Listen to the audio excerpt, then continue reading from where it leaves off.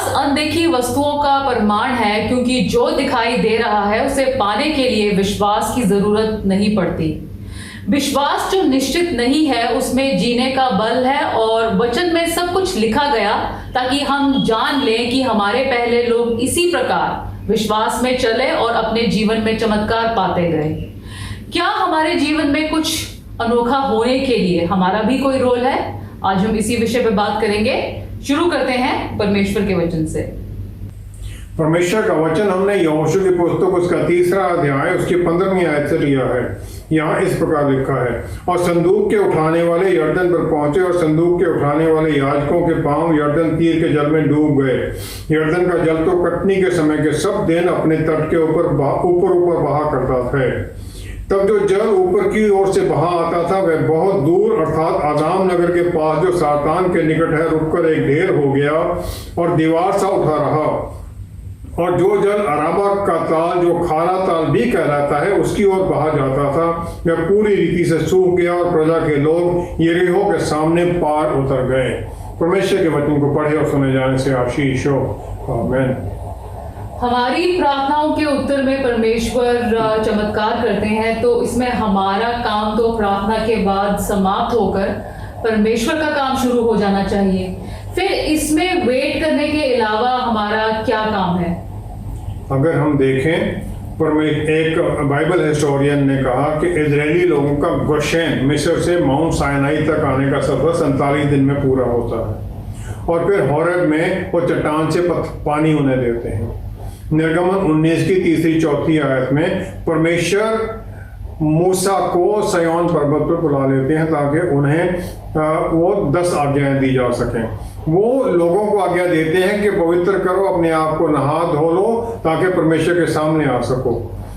और फिर 3 दिन उन्हें दिए जाते हैं, और फिर वो पेंटेकोस्ट का दिन आ जाता है जिस दिन परमेश्वर और इंसान के बीच में वाचा होती है। सबसे बड़ा चमत्कार उस समय का यही था कि परमेश्वर लोगों से मिलने के लिए उतर आते हैं और ताकि उन्हें अपने रास्ते बता सकें।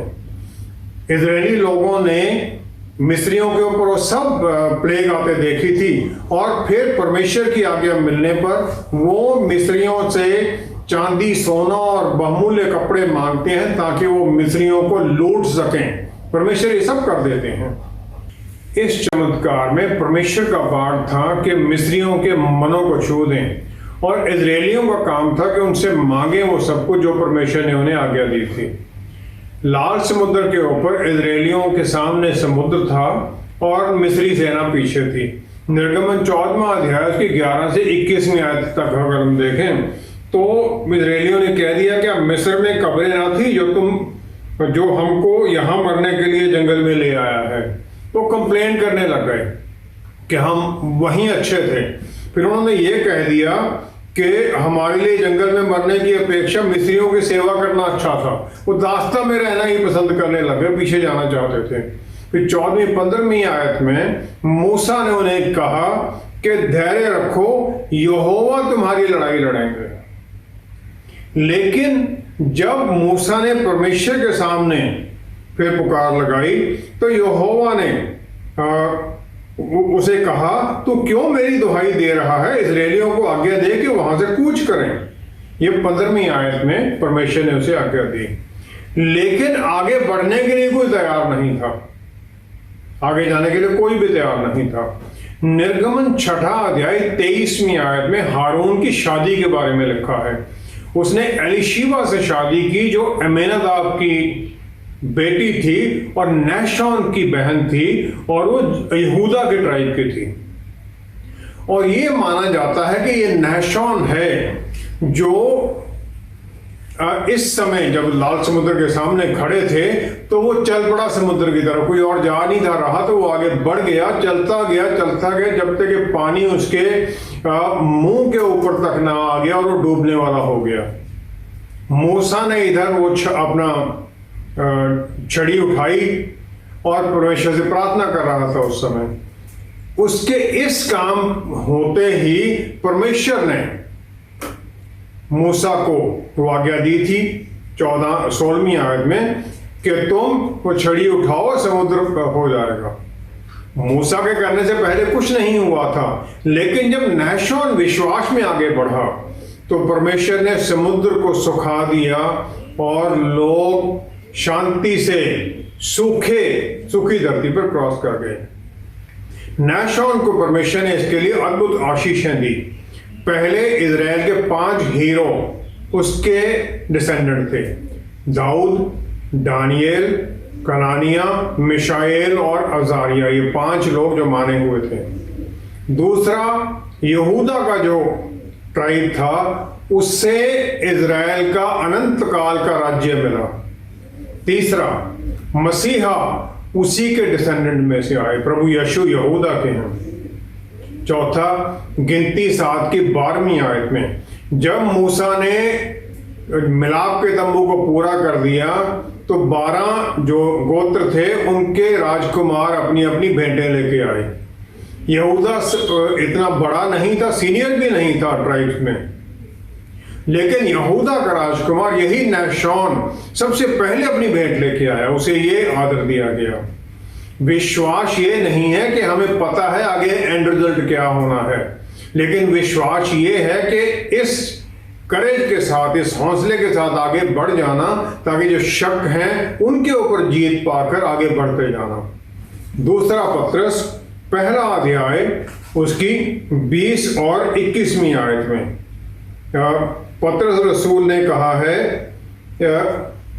पहले ये जान लो कि पवित्र शास्त्र की कोई भी भविष्यवाणी किसी के अपने ही विचारधारा के आधार पर पूर्ण नहीं होती, क्योंकि कोई भी भविष्यवाणी मनुष्य की इच्छा से कभी नहीं हुई, पर भक्तजन पवित्र आत्मा के द्वारा उभारे जाकर परमेश्वर की ओर से बोलते थे। जो भी बात कही जाती है परमेश्वर के द्वारा, पवित्र आत्मा परमेश्वर द्वारा बोली जाती है। भजन संहिता 119 उसकी 140वीं आयत में यहां लिखा है, तेरा वचन पूरी रीति से ताया हुआ है, इसलिए तेरा दास उससे प्रीति रखता है। टेस्टेड एंड ट्राइड है, प्योर है आपका वचन, और इसीलिए उसमें कुछ छुपा हुआ नहीं होता, सब कुछ क्लियर होता है। जब लोगों की वो डिवोशन का और हौसले का काम वो करते हैं तो वो लिखा गया है यहाँ पर वचन में, कोई छुपाया हुआ नहीं है। लेकिन जब वो कुड़कुड़ाते, कुछ गलत करते, तो वो भी लिखा गया है, छुपाया हुआ नहीं है, सब कुछ क्लियरली लिख दिया गया है। इंसान ने जो गलतियां की वो भी उसमें लिखी हुई हैं। जो मूसा ने गलत किया वो भी मूसा ने वहां दर्ज कर दिया, क्योंकि पवित्र आत्मा परमेश्वर ने उसे मजबूर कर दिया वो लिखने के लिए।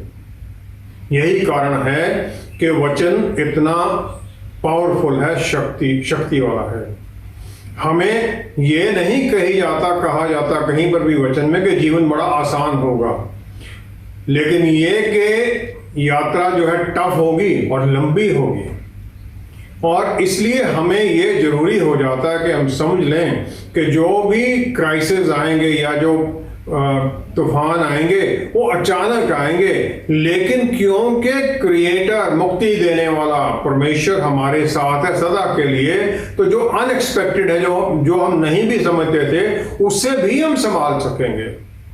फिलिपियों की पुस्तक उसका 4वां अध्याय उसकी 13वीं आयत में पौलुस रसूल कह देते हैं, जो मुझे सामर्थ्य देता है उसमें मैं सब कुछ कर सकता हूं।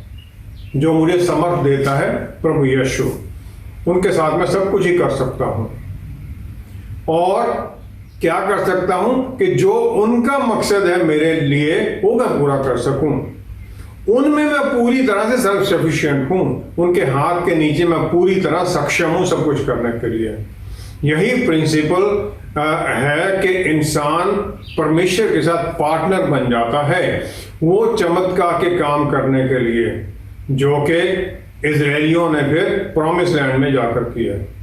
यहोशू की पुस्तक 3रा अध्याय 13 से 16वीं आयत में जब लोग आगे बढ़ने लगे तो यरदन नदी पूरी तरह से बाढ़ में थी, लेकिन परमेश्वर की कमांड क्या थी? उसके अनुसार यहोशू ने जो लेवी थे, जो आर्क ऑफ द कॉवेनेंट लेके चलते थे, उन्हें उसने आज्ञा दी कि आगे बढ़ो और पानियों में घुस जाओ। अगर हम कभी किसी बाढ़ में उसको नदी को देखते हैं, उसका किनारा पता नहीं चलता कितना गहरा है और क्या लेवल है उसका। और ये नेचुरल था कि वो कह सकते थे कि हम आगे नहीं बढ़ेंगे, पहले पानी रुकवाओ। लेकिन उनके काम के ऊपर, उन प्रीस्ट के काम के ऊपर पूरे इजराइल का भविष्य का दारोमदार था, क्योंकि उन्हें आगे बढ़ना था प्रॉमिस लैंड में जाने के लिए। 15वीं आयत में फिर लिखा है, जो ही जिन्होंने आर्क ऑफ द कॉवेनेंट उठाया हुआ था, जो ही वो यरदन नदी में पहुंचे, जो ही उनके पैरों ने पानी को छुआ, किनारे पर पैरों ने पानी को छुआ और यरदन का पानी रुक गया। जबकि उस समय हार्वेस्ट के टाइम पर पूरी तरह से बाढ़ में होता था। जो अपस्ट्रीम आ रहे थे, पानी जहां से आ रहा था वहां रुक गया वो पीछे, और इजरायली लोग उसे क्रॉस कर गए। मार्कुस की पुस्तक इंजील 11वां अध्याय 23वीं आयत में प्रभु यीशु ने आज्ञा दी कि पर्वत को हिलाने के लिए तुम्हें पर्वत को कहना है, से टू द माउंटेन, और परमेश्वर का बल फिर उसमें काम करेगा और उस पर्वत को हिला देगा। विश्वास में कहना, विश्वास पर्वत को नहीं हिलाता है, जब हम बोलते हैं वचन हिलाता है। मत्ती 28 का 18 से 19वीं आयत में जब हम देखते हैं प्रभु यीशु ने आज्ञा दी कि जाओ चेले बनाओ, तो उससे पहले उन्होंने कह दिया, मत्ती 28 की 18वीं आयत, स्वर्ग और पृथ्वी का सारा अधिकार मुझे दिया गया है, इसलिए तुम जाओ। उन्होंने ये आज्ञा दी कि मैं अधिकार मेरे पास है, अब तुम जाओ, मैं तुम्हारे साथ हूं।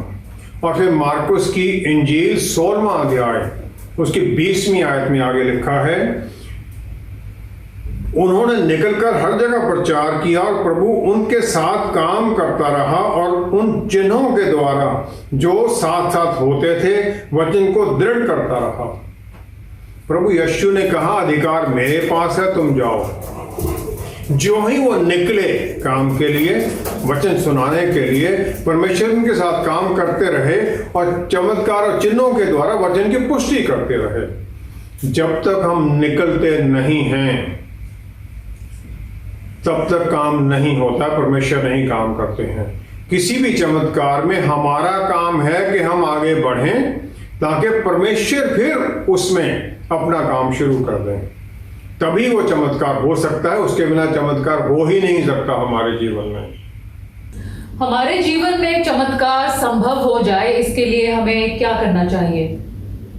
चमत्कार है क्या?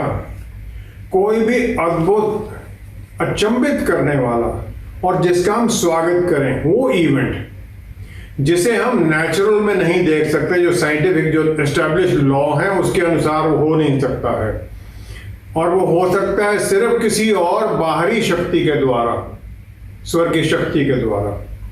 वो कोई रास्ते से अलग इवेंट होनी चाहिए, हमें भाने वाली हो, हमें आनंद देने वाली हो, और जो नेचुरल रास्ते हैं और जो उससे अलग हो और हमें अचंभित करने वाली हो, और जो उसको देख रहे हैं, जो उससे कुछ सीखते हैं, उन सबको अचंभा देने वाली हो।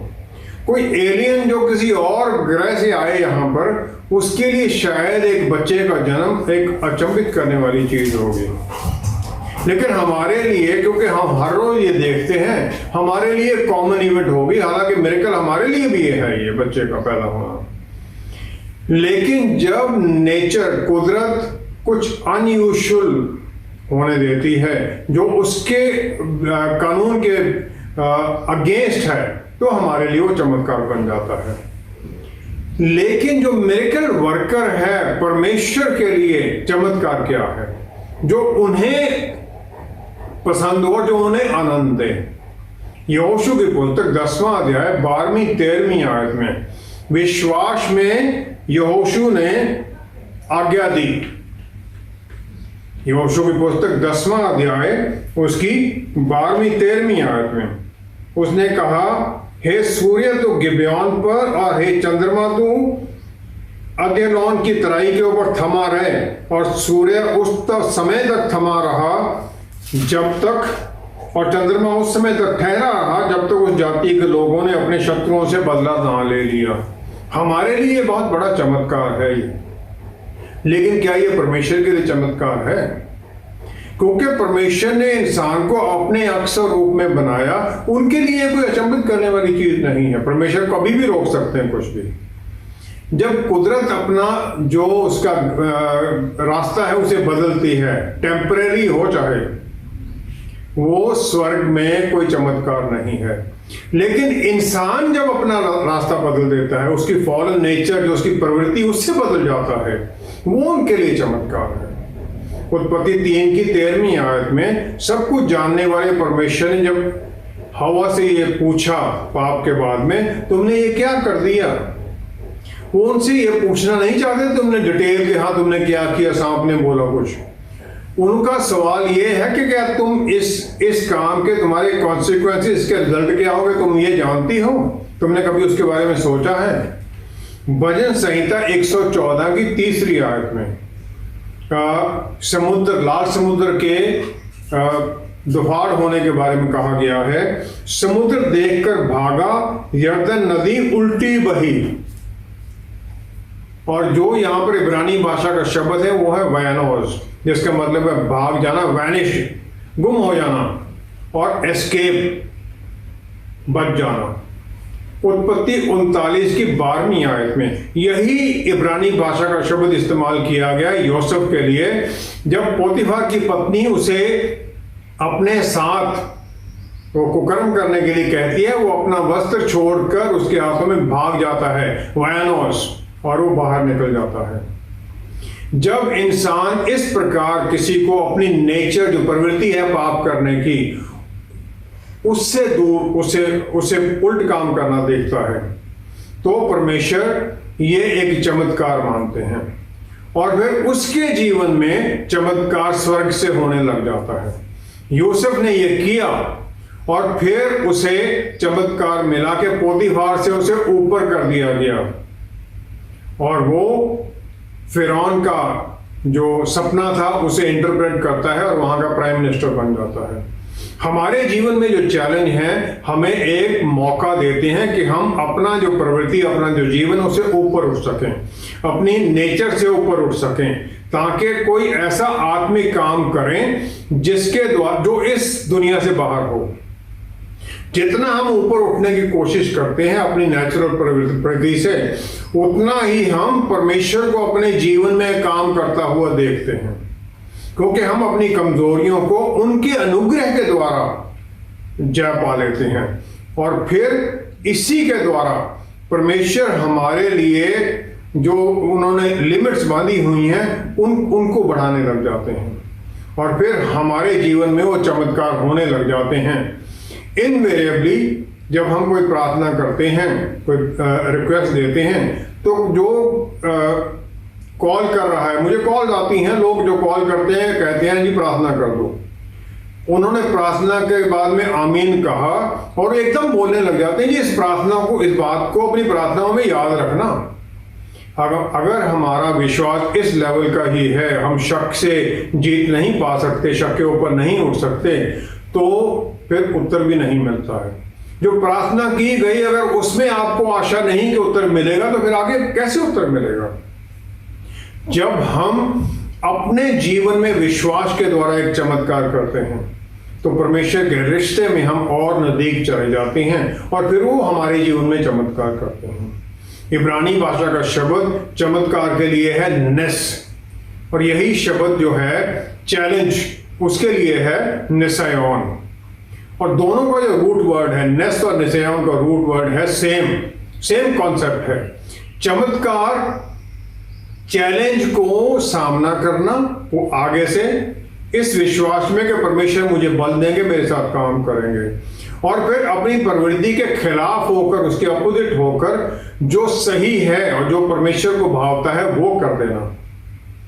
प्रकाशित वाक्य की पुस्तक 3रा अध्याय 21वीं आयत में यही मैसेज पर राजाओं के राजा, प्रभुओं के प्रभु यीशु का है सब चर्चेस को चिट्ठी के बाद में। वो कहते हैं जो जय पाएगा, उसके बाद में हर बार एक रिवॉर्ड है सातों चर्चेस के लिए, जो फाइनल रिवॉर्ड है वो अनइमेजिनेबल है, हम सोच भी नहीं सकते।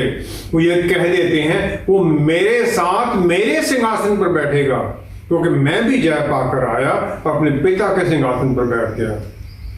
टालमुड जो यहूदी लोगों की सेरेमोनियल व्यवस्था और मिशना जो उनकी यही व्यवस्था की दूसरी किताब है, वो बलवान किसको कहती है? वो कहते हैं बलवान वो है जो अपनी इच्छाओं पर जय पाता है, क्योंकि परमेश्वर के द्वारा सब हमारी जरूरतों को पूरा किया जाता है। तो फिर हम भजनकार 121 भजन में पहली 8 आयत में देखते हैं, वो ये कहता है कि हॉरिजॉन्टली इधर नहीं देखता है वो अपने दोस्तों मित्रों रिश्तेदारों से कि मेरी सहायता मिलेगी। वो कहता है मैं अपनी आंखें पर्वत की ओर लगाऊंगा, मुझे सहायता कहां से मिलेगी? मुझे सहायता यहोवा की ओर से मिलती है जो आकाश और पृथ्वी का करता है। फिर वो ऊपर की तरफ देखता है, वही उसका सोर्स है सहायता का। और फिर विश्वास डिक्लेयर करने के बाद में वो आशीषें परमेश्वर की तरफ से आने लग जाती हैं। फिर वो फाइनल ब्लेसिंग कहता है, वो कहता है 8वीं आयत में, यहोवा तेरे आने जाने में तेरी रक्षा अब से लेकर सदा तक करता रहेगा। मेरी सहायता वहां से आती है, वो मेरी सहायता ही नहीं करेगा, मुझे सदा के लिए मुझे संभालेगा। चमत्कार है कि हम अपना ध्यान परमेश्वर की तरफ जोड़ें, जहां से चमत्कार होता है। विश्वास में उनकी तरफ ताकें, उनकी तरफ प्रार्थना में जुड़ें, ताकि फिर स्वर्ग की जो शक्ति है वो हमारे जीवनों में काम करने लग जाए। सब कुछ जानते हुए भी हम भटक क्यों जाते हैं और फिर अपना ध्यान परमेश्वर से हटा लेते हैं? इससे बचने के लिए हमें क्या करने की जरूरत है? यूहन्ना 1:12 में यह कहा गया है कि जिन्होंने प्रभु यीशु पर विश्वास किया और उन्हें ग्रहण किया अपना मुक्तिदाता मानकर, तो उन्हें एक आशीष मिलती है कि परमेश्वर के बच्चे होने का अधिकार पा लेते हैं। और इसी के साथ साथ एक स्पेशल मसा भी उन्हें किया जाता है। मसा क्या है? यूहन्ना 14:12 में प्रभु यीशु कह देते हैं, मैं सच सच कहता हूं कि जो मुझ पर विश्वास रखता है ये काम जो मैं करता हूं वे भी करेगा, वरन इनसे भी बड़े काम करेगा, इनसे भी बड़े काम करेगा। ऐसी अद्भुत आशीष के मसे के बावजूद विश्वासी कमी घटी और उनके जीवन में कोई कम ही चमत्कार होते हैं। इसका उत्तर देते हैं प्रभु यीशु यूहन्ना 10:10 में। वो कहते हैं, चोर किसी और काम के लिए नहीं परंतु चोरी करने और घात करने और नष्ट करने को आता है। और चोर कौन है? शैतान, जिसके बारे में सब जानते हैं कि वो चोरी करने के लिए, नष्ट करने के लिए आता है। मत्ती 4:3 और 6 आयत में प्रभु यीशु की परीक्षा के समय पर शैतान उनसे 2 बार सवाल पूछता है, अगर तू परमेश्वर का पुत्र है। और प्रभु यीशु दोनों बार उसका उत्तर नहीं देते। अदन बाग में ऐसा ही सवाल सांप ने हवा से पूछा। उसने कहा, क्या सच है कि परमेश्वर ने कहा तुम इस वाटिका के किसी वृक्ष का फल ना खाना? उसे पता था कि ये नहीं है, उसे उसके जवाब देने की जरूरत ही नहीं थी, लेकिन उसने जवाब दिया और पाप हो गया। दोनों परिस्थितियों में इस सिंपल स्टेटमेंट का मकसद क्या था कि एक शक पैदा करना, रिश्ते में शक पैदा करना जो कि परमेश्वर के साथ है हमारा। और वो रिश्ते में अद्भुत आशीषें हैं। फिर अय्यूब की पुस्तक पहला अध्याय 11वीं आयत में और दूसरा अध्याय 5वीं आयत में शैतान परमेश्वर को उकसाता है। वो कहता है कि परमेश्वर उसे धर्मी कहते हैं। वो कह देता है कि अगर वो धर्मी इसलिए नहीं है कि वो आपसे प्यार करता है, इसलिए कि आपने उसे सुरक्षा दी है। अगर आप उस सुरक्षा को हटा लो तो आपके मुंह पर आपको श्राप करेगा। शैतान कभी भी मेरी जो फिजिकल, शारीरिक या आर्थिक या सोशल स्टैंडिंग, उसके बारे में उसका कोई इंटरेस्ट नहीं है। मैं उसके लिए इनसिग्निफिकेंट हूं।